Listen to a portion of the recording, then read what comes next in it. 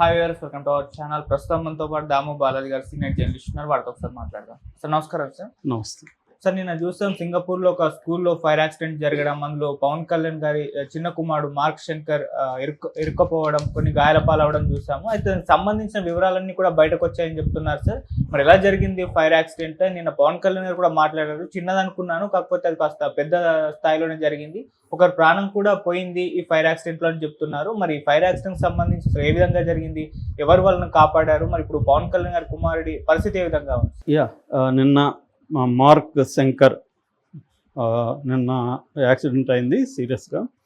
So దీని మీద ఇప్పుడు మనకు కంప్లీట్గా పిక్చర్ వచ్చింది. అసలు ఈ యాక్సిడెంట్ ఎలా జరిగింది, ఆ స్కూలు అసలు ఏంటి, ఆ స్కూల్లో ఏంటి ఇచ్చేస్తారు, తర్వాత యాక్సిడెంట్ జరిగిన తర్వాత ఎవరు రెస్క్యూ చేశారు, తర్వాత హాస్పిటల్లో పరిస్థితి ఏంటి, ప్రజెంట్ ఆ బాబు హెల్త్ కండిషన్ ఏంటి, ఈ విషయాలు బయటకు వచ్చాయన్నమాట.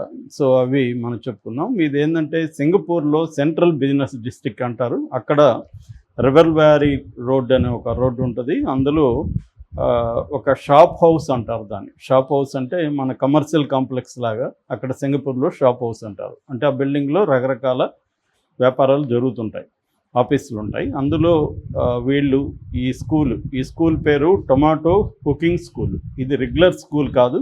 ఇదేంటంటే ఎన్హాన్స్డ్ స్కిల్స్ని నేర్పిస్తారు, కుకింగ్లో కావచ్చు లేకపోతే మిగతా విషయాల్లో. ప్రధానంగా అయితే కుకింగ్ అనమాట. కుకింగ్లో ఇది ఒక ఎన్హాన్స్డ్, ఇది 5 నుంచి 12 ఏళ్ల పిల్లలకు మాత్రమే ఇక్కడ నేర్పిస్తారు. ఈ బాబు వయసు దాదాపు 8 ఏళ్ళు, మార్క్ వయసు. సో ఈ బాబును కూడా అక్కడ చేర్చారు.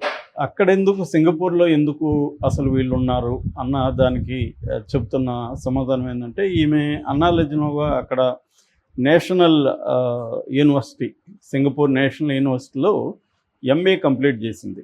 లాస్ట్ ఇయర్ ఆమెకి కాన్వకేషన్ కూడా జరిగింది. దానికి పవన్ కళ్యాణ్ కూడా వెళ్ళాడు, దాని ఫోటో కూడా షేర్ చేశారు. సో ఆమె అక్కడ స్టడీస్ చేస్తుంది సింగపూర్లో. దానికోసం అదొక యాంగిల్. రెండో యాంగిల్, అక్కడ బిజినెస్లు కూడా వీళ్ళకు ఉన్నాయని చెప్తున్నారు. అంటే ఈయన పెట్టుబడులన్నీ కూడా ఆమె మేనేజ్ చేస్తుంది అబ్రాడ్లో. ఓవర్సీస్ ఇన్వెస్ట్మెంట్లంతా కూడా ఆమె చూసుకుంటుంది. సో అలాగే సింగపూర్లో కూడా వీళ్ళకి అంటే రకరకాల పుకార్లు వస్తున్నాయి, ఏది నిజమో కాదు తెలియదు. హోటల్స్ ఉన్నాయని రకరకాలుగా, మొత్తానికి ఆమెకి ఏదో వ్యాపారాలు కూడా అక్కడ ఉన్నట్టుగా అర్థమవుతుంది. సో ఆమె అక్కడే రెసిడెన్స్ ఉంటుంది. సో తను చదువుతుంది, అట్లాగే పిల్లల్ని కూడా అక్కడే చదివించుకుంటుంది. ఇప్పుడు ఏంటంటే ఇది ఒక సమ్మర్ క్యాంప్ లాంటిది. దీనికి ఈ బాబుని అక్కడ చేర్చారు. ఇది సెకండ్ అండ్ థర్డ్, మొత్తం 3 ఫ్లోర్లు అనమాట. ఇది సెకండ్ అండ్ థర్డ్ ఫ్లోర్లో ఈ స్కూలు నడుపుతారు. సో దీంట్లో మొన్న 9:45 గంటలకి ఈ మంటలు స్టార్ట్ అయినట్టు చెబుతున్నారు. ఇంకా మంటలు స్టార్ట్ అవ్వడానికి ప్రధాన కారణం ఏంటనేది ఫోరెన్సిక్ డిపార్ట్మెంట్ ఇంకా ఫైనల్గా రిపోర్ట్ ఇవ్వలేదు. పాజిబుల్ కారణాలు 2 అని చెప్తున్నారు. ఒకటి, కుకింగ్కి ఉపయోగించే గ్యాస్లో ప్రాబ్లం వచ్చింది, దానివల్ల అది మంటలు వ్యాపించాయి అన్నది ఒకటి. 2, అక్కడ ఎలక్ట్రికల్ సిస్టంలో ప్రాబ్లం వచ్చి షార్ట్ సర్క్యూట్ జరిగి అదైందనేది 2. నెక్స్ట్ ఆస్పెక్ట్ ఏంటంటే ఆ బిల్డింగ్లో కానీ ఈ ఫ్లోర్లలో కానీ సేఫ్టీ మెజర్స్, ఫైర్ వస్తే ఏం చేయాలి, సేఫ్టీ మెజర్స్ అనేవి పక్కాగా లేకుండానే పర్మిషన్ ఇచ్చారు. ఇది అన్ని చోట్ల నడుస్తుంది కదా, మన దేశమే కాదు అన్ని చోట్ల ఉంటుంది. అక్కడ కూడా ఇదే పరిస్థితి అని చెప్తున్నారు. అందుకనే ఈ ప్రమాదం జరిగిందని. ప్రమాదం జరిగినప్పుడు దాదాపు 80 మంది ఉన్నారు, పిల్లలు పెద్దలు కలిసి. అందులో 80 మందిని సేవ్ చేస్తే 19 మందిని హాస్పిటల్లో జాయిన్ చేశారు. అందులో అంటే 19 మందిలో 15 మంది పిల్లలైతే 4 పెద్దవాళ్ళు, ఆ టీచర్లు కావచ్చు, అక్కడ హెల్పర్స్ కావచ్చు వాళ్ళు. సో ఇందులో 10 సంవత్సరాల ఒక పాప చనిపోయింది. అంటే వీళ్ళకి పిల్లలు కాబట్టి వీళ్ళు భయాందోళనకు గురయ్యారు. మంటల నుంచి ఎలా సేవ్ చేసుకోవాలో కూడా వాళ్ళకి తెలియదు కాబట్టి చిన్నపిల్లలు, అందువల్ల వాళ్ళు కంగారు పడిపోవడం అవన్నీ జరిగింది. పెద్దవాళ్ళు కూడా వీళ్ళని సేవ్ చేసే పరిస్థితి లేదు. అయితే లక్కీగా ఏమైందంటే, ఈ ఫైర్ సర్వీస్ రాకముందు అక్కడ ఫైర్ సర్వీస్ అంటే national Singapore civil defence force అంటారు, SCDF, అది చూస్తుంది అన్నమాట ఈ పని. అది రాకముందే అక్కడ దగ్గరలో ఒక బిల్డింగ్ కన్స్ట్రక్షన్ జరుగుతుంది. ఆ వర్కర్స్ వాళ్ళ దగ్గర కొంత పనిముట్లు ఉన్నాయి, అంటే ల్యాడర్ ఉంది, స్కాఫోల్డింగ్ ఉంది. దాంతో వాళ్ళు వచ్చేసి స్కాఫోల్డింగ్ని ల్యాడర్ని ఉపయోగించి వాళ్ళు పైకి ఎక్కేసి వాళ్ళు సేవ్ చేశారు. నిజానికి వాళ్ళు కానీ సేవ్ చేయకపోయింటే మిగతా పిల్లలు కూడా డేంజర్లో పడి ఉండే అవకాశం ఉంది. అందుకనే పవన్ కళ్యాణ్ కూడా ఆ భవన నిర్మాణ కార్మికులకి కృతజ్ఞతలని చెప్పాడు. అది సేవ్ అయిందనమాట ప్రాణాలు. లేకపోతే చాలా వాళ్ళు దాదాపు 19 మందిని వాళ్ళు సేవ్ చేసినట్టుగా చెప్తున్నారు. ఈ లోపల ఈ సివిల్ డిఫెన్స్ డిపార్ట్మెంట్ వచ్చారు. వాళ్ళు వచ్చి మొత్తం కంబైన్డ్ ప్లాట్ఫామ్ ల్యాడర్ని తీసుకొచ్చారు. మొత్తం 3 వాటర్ జెట్స్ని ఉపయోగించారు. దాదాపు 30 మినిట్స్ రెస్క్యూ ఆపరేషన్ జరిగింది. 30 మినిట్స్లో వాళ్ళని చేశారు. సో వాళ్ళని దగ్గరున్న ఒక సివిల్ హాస్పిటల్కి అయితే తీసుకెళ్లారు. ఫస్ట్ ఎయిడ్ చేశారు. కాలిన గాయాలని పెయిన్ మేనేజ్మెంటు, కాలిన గాయాలకి ట్రీట్ చేయడం అది ఫస్ట్ చేశారు. ఈ బాబుకైతే మార్క్ అయితే కాళ్ళు చేతులు కాలినట్టుగా చెప్తున్నారు. దాని అన్నిటికంటే కూడా ఇబ్బంది కలిగించే విషయం ఏంటంటే ఈ పొగ ఊపిరితిత్తుల్లోకి వెళ్ళిపోయింది. సో అది మోర్ డేంజర్ అన్నమాట. కాలిన గాయాలంటే మరీ డేంజరస్ కావు, కొంత టైం పడుతుంది, అది మెల్లగా హీల్ అవుతుంది. కానీ ఈ లోపల లంగ్స్లకి ఈ ఎయిర్ పైప్స్ ఉంటాయి కదా, వాటిలోకి వెళ్ళిపోయింది అనమాట. దానికోసం ఇప్పుడు బ్రాంకోస్కోపీ అనేది స్టార్ట్ చేశారు. బ్రాంకోస్కోపీ అంటే ఏంటంటే ఒక పైపు, చిన్న పైప్ ఒకటి ఉంటుంది, అది ముక్కలో కానీ నోట్లో కానీ పెట్టి లోపలికి తీస్తారు.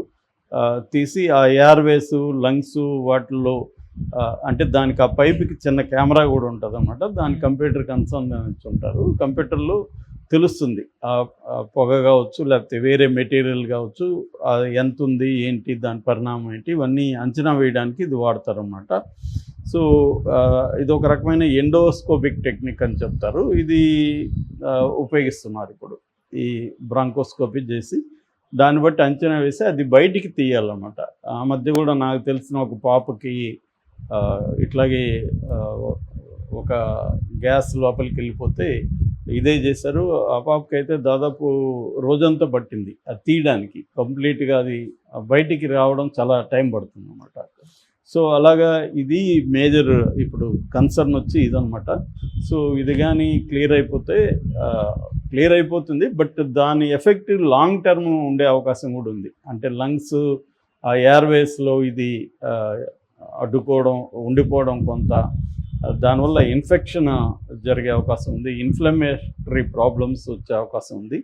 అదే ఇప్పుడు పవన్ కళ్యాణ్ కూడా టెన్షన్ పడుతున్నట్టుగా నిన్న ఆయన మాటల్లో కూడా అర్థమైంది. నేను ఫస్ట్ చిన్న ప్రాబ్లం అనుకున్నాను, తర్వాత నాకు అర్థమైంది సివియారిటీ అనేది ఆయన చెప్పారు. ఈ లోపల అయితే మన మొత్తం ఇండియాలో అనేక పార్టీల లీడర్లు కూడా దీని పట్ల స్పందించారు. మోడీ ఇమీడియట్గా సింగపూర్లో ఉండే ఇండియన్ హై కమిషన్ అలర్ట్ చేశారు. అక్కడ అలర్ట్ చేసి హాస్పిటల్లో పవన్ కళ్యాణ్ వాళ్ళ అబ్బాయికి మంచి ట్రీట్మెంట్ అన్న విధంగా అక్కడ మానిటర్ చేయమని చెప్పారు. ఇమీడియట్గా వాళ్ళు అక్కడ గవర్నమెంట్ ఆఫీసర్స్ని, సింగపూర్ గవర్నమెంట్ ఆఫీసర్స్ని, ఏంటంటే మామూలుగా ఇదేదో స్కూల్లో చిన్న యాక్సిడెంట్ జరిగింది అనేసి మిగతా గవర్నమెంట్స్ పట్టించుకోవు కాబట్టి సో హై కమిషన్ అలర్ట్ చేసి మోడీ చేశాడు. దాని తర్వాత పవన్ కళ్యాణ్కి కూడా ధైర్యం చెప్పడం జరిగింది. అట్లాగే ఇంకా చంద్రబాబు, లోకేష్, ఈవెన్ జగన్ అందరూ కూడా షాక్ అవుతున్నారు. జగన్ ఇలా రియాక్ట్ అవ్వడం, పవన్ కళ్యాణ్ గారు అని సంబోధించడం, దాని పట్ల కూడా అంటే జగన్లో కూడా మార్పు వస్తుందా అన్నట్టుగా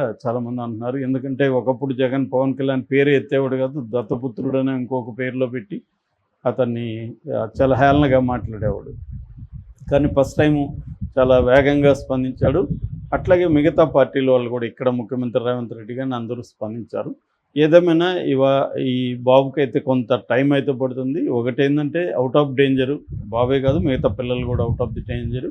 దాని తర్వాత దీని మీద అక్కడ ఎంక్వైరీ కూడా వేసే అవకాశం ఉంది. ఎందుకంటే పవన్ కళ్యాణ్ వాళ్ళ అబ్బాయి ఇక్కడ ఉన్నాడు కాబట్టి మన హై కమిషన్ కూడా దీని మీద ఎంక్వైరీ చేసి రిపోర్ట్ అడుగుతుంది.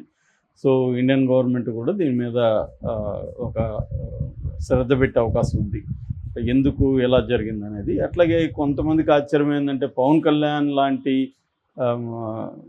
వాళ్ళ మల్టీమిలియన్ ఇది డిప్యూటీ సీఎం వీళ్ళ అబ్బాయిని ఇటువంటి ఒక దాని ఏమంటారు షాప్ హౌస్ అంటారు, షాప్ హౌస్లో ఒక చిన్న స్కూల్లో ఎందుకు చేర్చారు, అంటే సేఫ్టీ మెథడ్స్ ఏమీ లేకుండా అది మెయిన్ రోడ్లోనే ఉంది. చూస్తే కూడా అది నిన్నంతా వీడియో కూడా బయటకు వచ్చింది.